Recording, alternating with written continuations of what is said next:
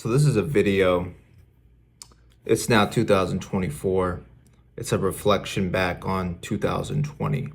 What I feel like God is giving me perspective on. When 2020 hit, it affected people. And when you're going through something that feels like whiplash, you have no time to process it, right? But looking back, you can have a perspective that you wouldn't have had while you were going through that thing. And I feel like the Lord has given me a perspective. It is now 4 years later, right? Almost 5, I guess you could say. And you can tell we don't live in the same world anymore. And I feel like it's first, what's coming to me is the veil of from the physical, separating the physical to the spiritual is becoming very, very thin. And what that's doing is it's exposing, and it has exposed, like 2020 has exposed the dormant fear in people, right? It is brought to the surface. Because I think before this time, we were living in a kind of this state of ignorance. And in ignorance, there was this bliss because we had our goals, we had the things on the calendar. We had this idea of a world that would always be safe in this way. We didn't expect, nor could we ever expect something like COVID to happen, which then seemed to open the door to all of the fears of all these other possibilities of things, right? Our ignorance got exposed. We're like, oh, wow. And then in that place, it seems that our goals and what we were rooted to, in the light of something so tragic and so heavy, it became almost nonsensical or something. Like we discovered that we were made for something more than this. Like when you go through something really, really traumatic, you are now in a deeper place. And so the things that used to move you no longer move you, right? The things that used to be entertaining are no longer entertaining because you're just like, no, shit got real. It's more real now. I can't go back to that place where I didn't know of this because it has happened, like whiplash. And now I'm jarred from it. And we've been living in this kind of it feels like this alternate reality ever since, right? But I feel like God is just like, what I have allowed in that place is the exposure of shallow roots so that you would be uprooted from what you were rooted to before and rooted in me. It was the exposure in 2020 of what you were rooted to. And none of us were ready to be exposed in that way. It's where this great need came upon God's people as you were just like, oh, like what I thought was going to happen and always happened, that's no more. And now there is no going back to that place where I didn't know.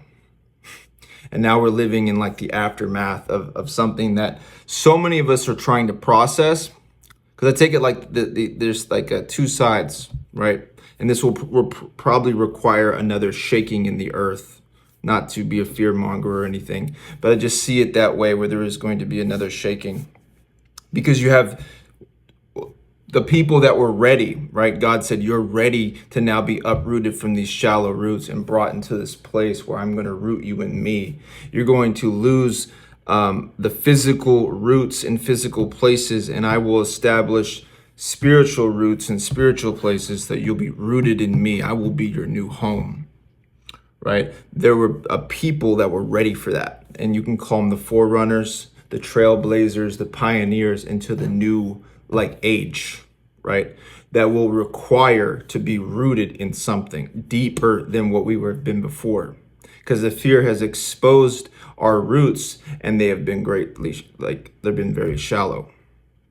And so you have that people where during this time, it's now 4 or 5 years later, those people by God's grace were ready to be the leaders of being rooted in Him in a much deeper place, right? Because it exposed that need in us to be rooted to something more than where we were before.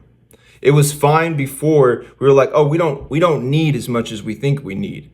But then you get a new definition of what need is when you go through something traumatic, like what happened in 2020. So it changed our perspective on what need is. And in that place, God said, you will have to be rooted in me. And so there have been the forerunners in that, being rooted in him. And it's now almost 5 years later, and you have those that are now rooted in him in a much deeper way, substantial way.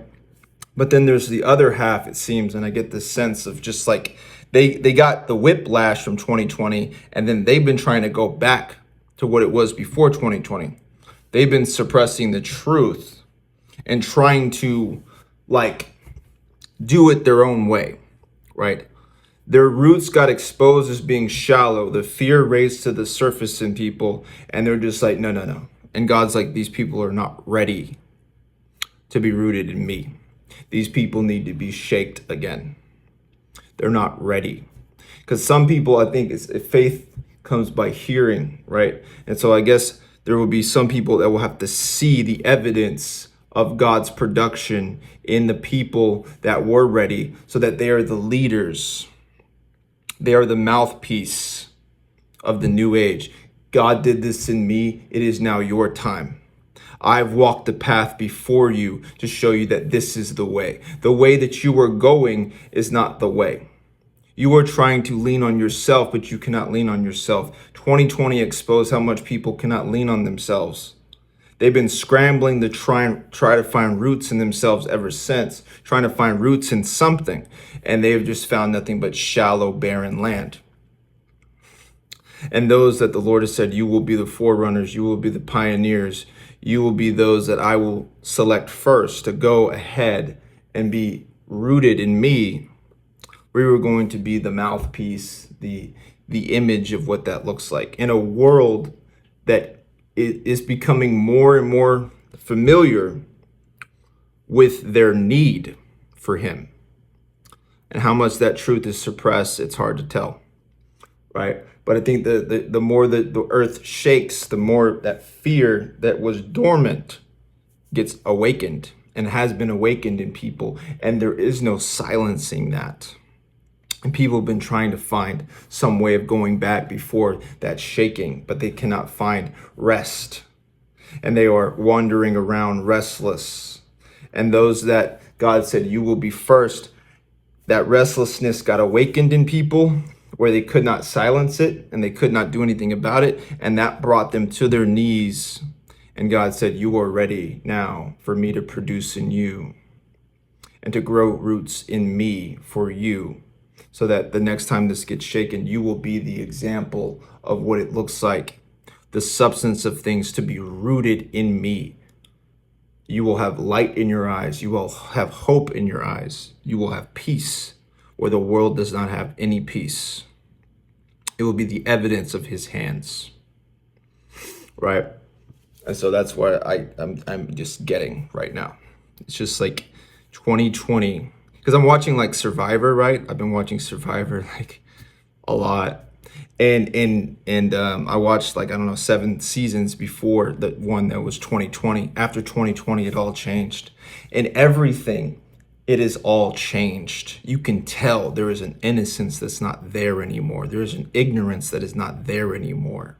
There is an awareness that people have of something that they can't describe. And especially when you see the people like on TV that are responding to it now, that don't have the perspective of looking back a couple of years, you can tell like people got whiplashed and they're just trying to pick up the pieces. Because what do?